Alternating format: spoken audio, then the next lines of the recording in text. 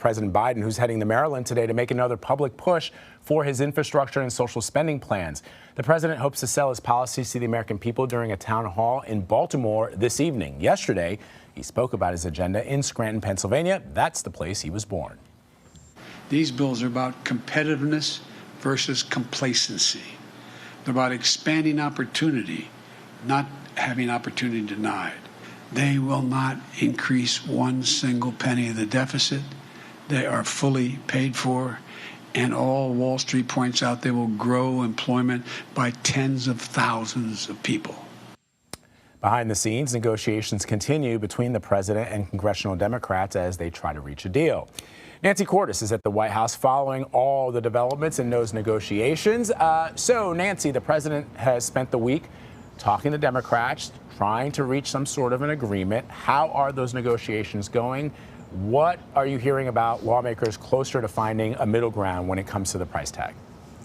Well, Democrats certainly, Vlad, have been expressing more confidence over the past 24 hours or so. They say that they're getting very close and that they possibly could have an agreement even by the end of this week, and we're getting pretty close to that point. That is a big shift in tone from them. It reflects the fact that you've got progressive Democrats who appear to be sort of on a daily basis now shedding big parts of this proposal in order to get the price tag way down from $3.5 trillion to $2 trillion in order to win over these holdouts, Joe Manchin and Kyrsten Sinema. Doesn't mean that there aren't some really thorny issues ahead, but they do seem to feel confident now they can get there.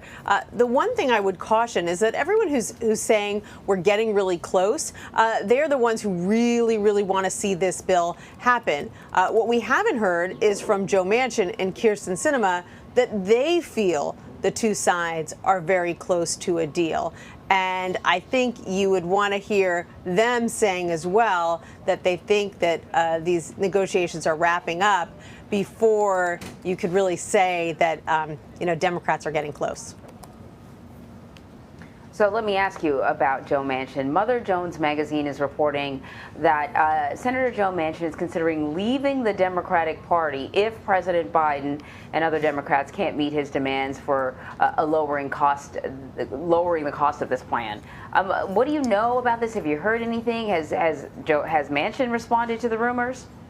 He sure has, because our intrepid producer on Capitol Hill, Alan, he managed to catch up with him yesterday after this story broke to ask him about it. Obviously, all reporters were curious about this. It would have seismic effects for the Democratic Party in the Senate because, as you know, they have a 50-50 majority right now. So if he were to up and leave the Democratic Party, assuming that he didn't continue to caucus with Democrats, they could lose their majority. But in his words, he told Alan that it's BS, or he didn't exactly say BS. He spelled out the word, B-U-L-L, and I'll let you fill in the rest. And he repeated that word to other reporters who asked him about it. He argued there's nothing to it. And to be fair, we have seen stories like this pop up about Joe Manchin before, and he's always batted them down. It's not surprising. He is a moderate Democrat. Some would even say conservative Democrat. He certainly doesn't hew to the party line on a whole range of issues. But look, if he's been in the Senate for a long time now, if he wanted to break from the party, if he wanted to leave, he's had plenty of opportunities to do it. Frankly, it would make his life easier. He's from a very red state where he'd probably get even more support. It'd be easier to get reelected if he were a Republican. So the fact that he has never shown any interest in breaking from the Democratic Party before should tell you something. All right. So the other question, Nancy, I thought that was sort of interesting, or sort of what's happening on the Hill, is Senate Republicans blocking this effort by Democrats to bring up a voting rights bill for consideration. It is the third filibuster of such a measure. What kind of message are Republicans trying to send with this, and what kind of pressure, frankly, does it add to Senator Manchin, who played such a key role in crafting this sort of narrow version of the bill?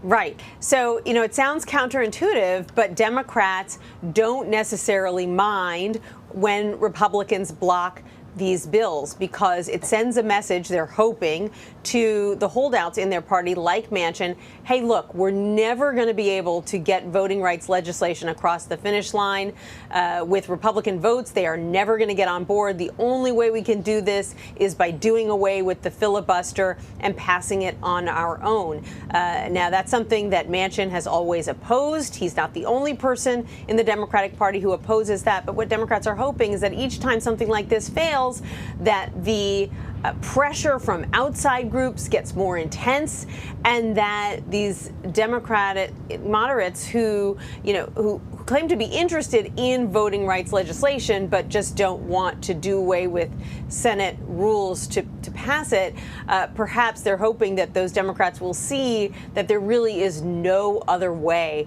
to get this across the finish line. And so that's the message that they're hoping this latest failure sends to Manchin and others who see this problem the same way he does. So before we let you go, I got to ask you about this letter that Meghan Markle wrote. It was an open letter to Congress advocating for paid family leave in the U.S. She kind of talked about her own personal story. What was notable about the letter the Duchess of Sussex penned to Senate Majority Leader Chuck Schumer and House Speaker Nancy Pelosi?